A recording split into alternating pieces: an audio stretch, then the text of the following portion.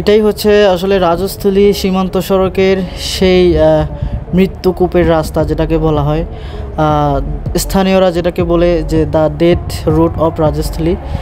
এটা হচ্ছে zigzag point যাওয়ার আগে এই রাস্তাটা।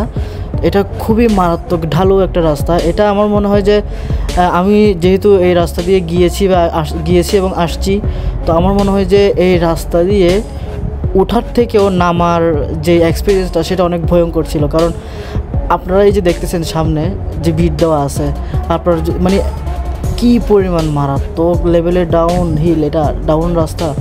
আপনার যদি কোনোভাবে ব্রেক ফেল হয়, আপনি সোজা ওই পারে খাদে চলে যাবেন। আর খাদে যাওয়া মানে হচ্ছে যে আপনি সরাসরি একেবারে পৃথিবী থেকে বিদায়।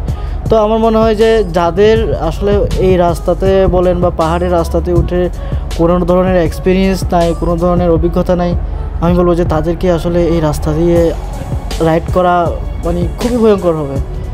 তো দিন শেষে বলতে চাই, যারা অভিজ্ঞ রাইডার, যারা অভিজ্ঞ বাইক চালায়, তারা এখানে আসবেন এবং বাইকে অবশ্যই আসার আগে ব্রেক চেক করবেন এবং বাইকের ফুল কন্ট্রোলিং চেক করে এরপরে আসবেন। এটি আমাদের নামতেই সময় লাগছে প্রায় 4 মিনিট 24 সেকেন্ডের মতো। তাহলে আপনারা হিসাব করেন যেটা আসলে কতটা ঢালু একটা পাহাড়।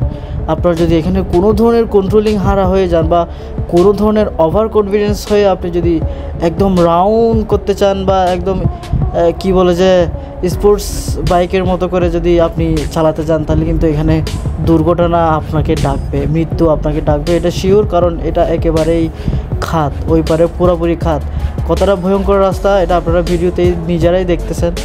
তো আমি যারা এই রাস্তা দিয়ে আসছেন তারা তো আসলে জানেন বা দেখছেন এই রাস্তাটা কতটা ভয়ঙ্কর, কিন্তু যারা আসেন নাই তাদের জন্য সতর্কবার্তা এটাই যে এইসব রাস্তা দিয়ে যখন আসবেন, আসার আগে অবশ্যই মেন্টালি প্রিপেয়ার হয়ে আসবেন। প্রচণ্ড পরিমাণে ধৈর্য সহকারে বাইক চালাতে হবে এবং প্রচণ্ড পরিমাণের কন্ট্রোলিং থাকতে হবে হাতের মধ্যে। ব্রেক বলেন, ইঞ্জিন ব্রেক বলেন, সব কিছু আপনার নিজের আওতার মধ্যে রেখে এরপরে বাইক চালাতে হবে। দেখেন কতটুকু ঢালু রাস্তা, এখনও পর্যন্ত ঢালুটা শেষ হয় নাই।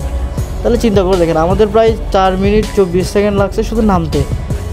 তো তবে তারপরেও বলতে চাই যে আমাদের এটা ওঠার থেকে